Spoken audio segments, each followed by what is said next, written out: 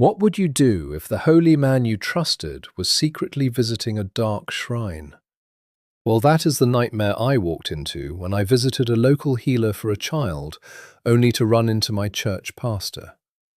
If you are enjoying this story so far, please smash that like button. My name is Kingsley, and I am happily married to my wife, Jennifer. Except for the past 6 years, we have not heard a baby cry in our home. Jennifer, do not cry, I tell her. God will remember us soon. But deep down, my heart is breaking into pieces. There is a famous church down our street, and the pastor is seen as a true man of God. He preaches the truth, and his miracles look very real. People in our neighborhood always say, "If you go to this pastor's church, your life will surely change." In fact, his church is always packed as people travel from all over to get answers to their prayers.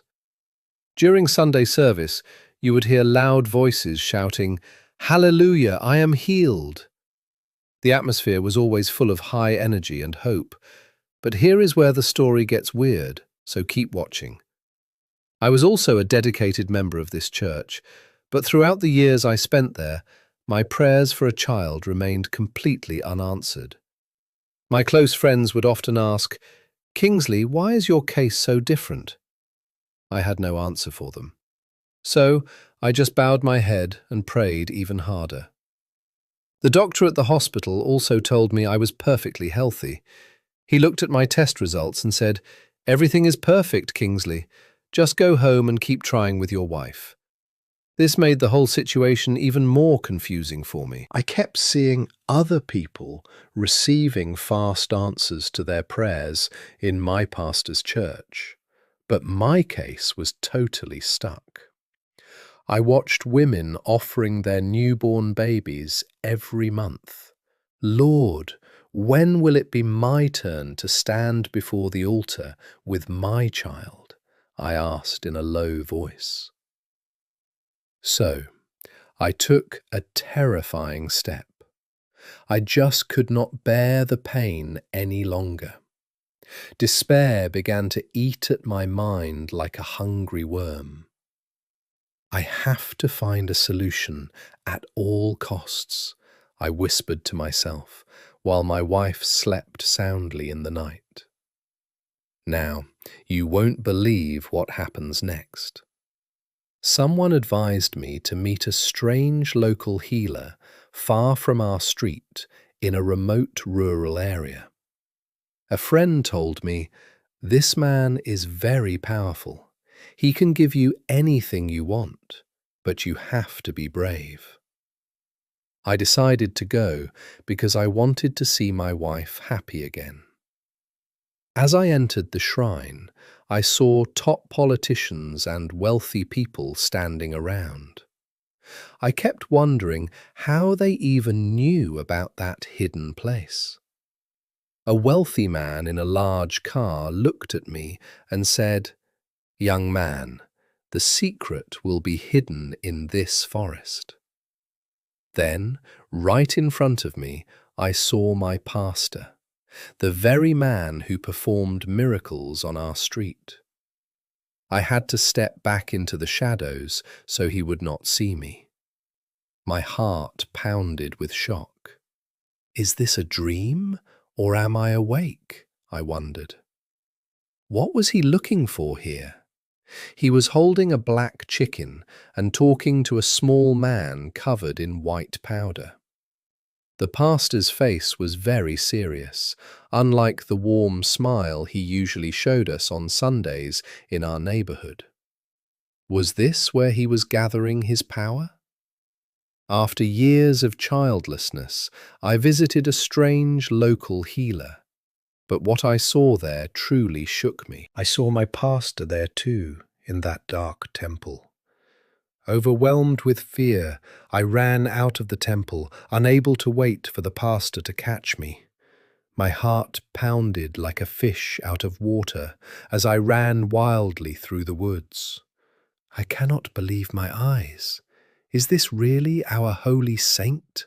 I yelled into the empty trees as I dashed away.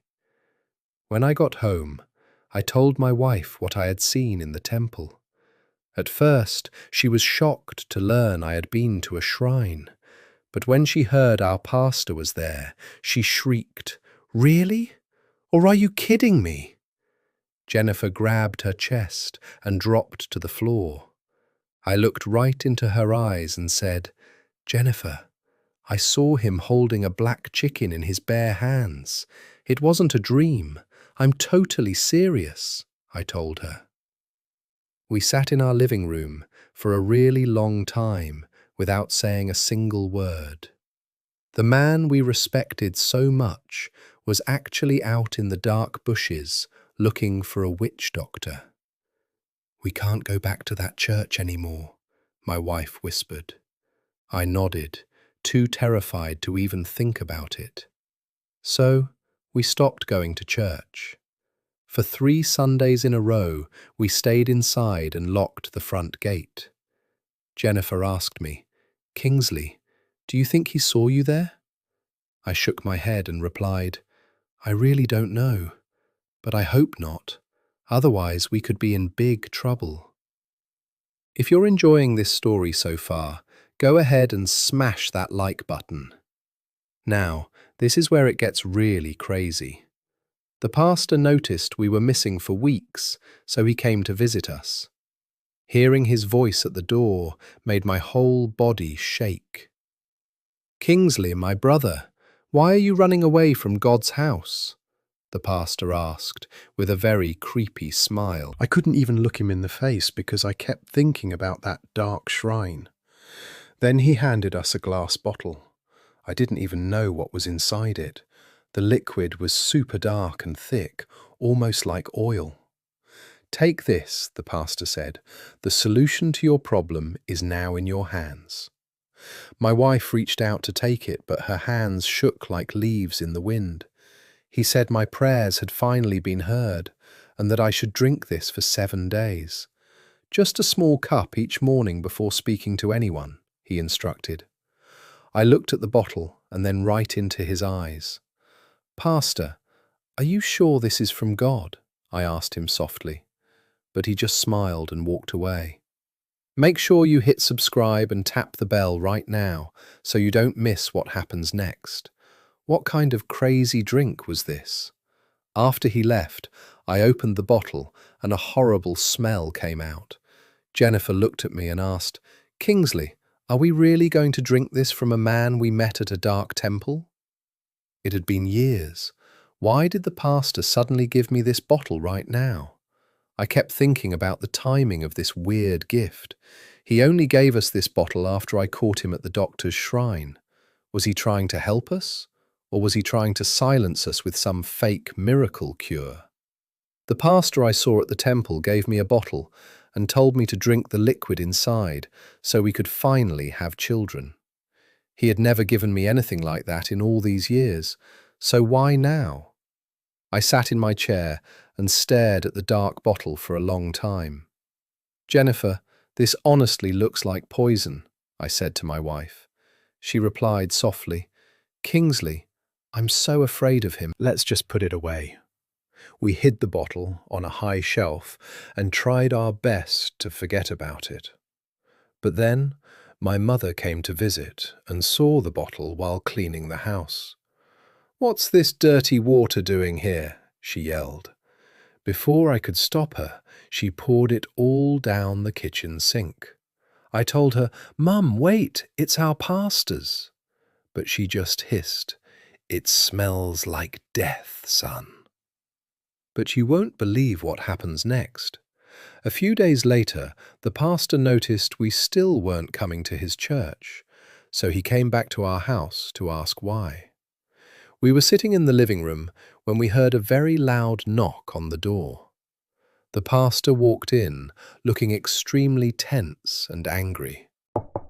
"Kingsley, the front seats are all empty. Where have you been?" he asked, his sharp eyes scanning the room. We lied and told him we were just very busy and focused on our business. He also asked if we had been drinking that dark liquid, and we said yes. I forced a fake smile and said, It was hard work, sir. We were always at the shop. The pastor leaned forward, staring right at me, and asked, "Did you finish the bottle I gave you?" My wife quickly replied, "Yes, sir. We drank every last drop as you instructed." He just nodded and left. He didn't even pray before leaving, which was weird. He just stood up and walked to his car. We watched him through the window until he drove away down our street. The look in his eyes before he left sent a chill down my spine. This pastor hasn't visited our house in years, so why is he here now? This strange man gave us a bottle of water to cure our infertility, and from then on, he started acting very suspiciously. But here is where things get really crazy. We decided to risk visiting his church again, since we had seen him at the local healer's temple before. My wife was terrified. She whispered to me, "Kingsley, are you sure this is a good idea?" I told her, "We have to go see how he behaves after he gave us that weird bottle of water." When we arrived at the church, the pastor kept repeating the same warning. "I hope no one here goes to see a local healer, and if you do, leave my church," he yelled in a very loud voice. He looked at the crowd and said, "Only God can save you. Don't go to dark places." I was shocked. Why was the pastor repeating that? He rarely spoke like that. Was there some kind of conspiracy going on? Before today, he had only preached about love and blessings. "Jennifer, look into his eyes," I whispered. He seemed to be trying to hide a massive secret from everyone in the church. My wife said we should go see that pastor again. Maybe there really is some kind of dark conspiracy lurking.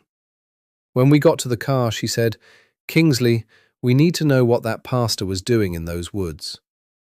I agreed with her because my mind was so uneasy. Real quick, if you want to uncover the truth with us, hit subscribe and tap the bell so you don't miss the next crazy update. We returned to the place, driving down a road that was long and very dusty. "I hope we don't run into the pastor there again," Jennifer said, her body trembling. We walked slowly into the woods until we reached the pastor's small house. We went there and searched. Now you won't believe what happens next. This time, the pastor wasn't there, so we went to the traditional healer and explained our situation. It was completely quiet. I said to the man, "Sir, we've been married for 6 years and still have no children. We need your help." The old man asked us, "Are you Christians?" He looked at us with very sharp eyes. He had a layer of white powder on his forehead and spoke with a deep voice. We felt as if he could see right through us. "No," I answered quickly. I was sweating, even though it was quite cold in the room. "We don't go to any church," I added to convince him. "Do you go to Pastor Micah's church?" the old man asked while playing with some small bones on the floor. We looked at each other in total astonishment. "No," we lied. We wondered how this strange man in the bushes knew our pastor's name. The traditional healer unexpectedly asked my wife and me if we had been to his church, and we immediately denied it. He asked us about the cause of our problems. We recounted our troubles, but he just looked at us suspiciously, as if we were criminals. "Surely you don't know Pastor Micah?" the old man asked again. I looked at him and replied, "We're just ordinary people looking for a child. We don't know any prominent pastors." But he gave us a bar of soap, telling us to bathe with it early in the morning. The soap was black and wrapped in a dried leaf. "This will wash away your bad luck," the old man said. We took it with trembling hands and quickly returned to the car. "Honey, we're not going to use anything this man or the pastor gives us. I don't trust these people," my wife said. We were driving home when she suddenly threw the bar of soap onto the car floor. I looked at her and said, "Jennifer, you're right. There was definitely something shady between our pastor and that herbalist. I'm a sharp guy, so I told my wife to wrap the gift and hide the soap inside it. That way, the pastor would bathe with it, and we could see what happens. I had a clever plan. I smiled at Jennifer and said, 'If this soap is for Christians like that man claimed, let God's people use it first.' My wife agreed. To show our gratitude for his constant miracles, we bought the pastor many gifts, secretly including the spiritual soap. We bought expensive shirts, nice perfume and food. We hid the black soap inside a beautiful high-end bath box so he wouldn't suspect a thing. And he accepted it. Now this is where it gets really interesting. If you're enjoying this so far, smash that like button. That evening, we went over to the pastor's house. He flashed a big smile and said, "Oh, Kingsley, this is so much. Thank you for the gifts." He had no idea the exact soap from the temple was now in his hands. I told him, "Pastor, you deserve the best for all you've done for us." Honestly, we hoped for the worst. As we left his house, I held Jennifer's hand tightly. We didn't know how the soap would affect him, but we knew a big secret was about to be revealed. Let's see what happens on Sunday. We gave that strange bar of soap from the fake doctor to our pastor because we wanted the worst to happen to him. After we went to the temple complaining about our infertility, the fake doctor gave us a bar of soap to bathe in.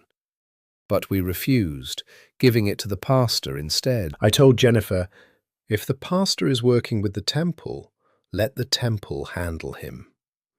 She nodded and said, "Yeah, let's see if his secret can still be kept."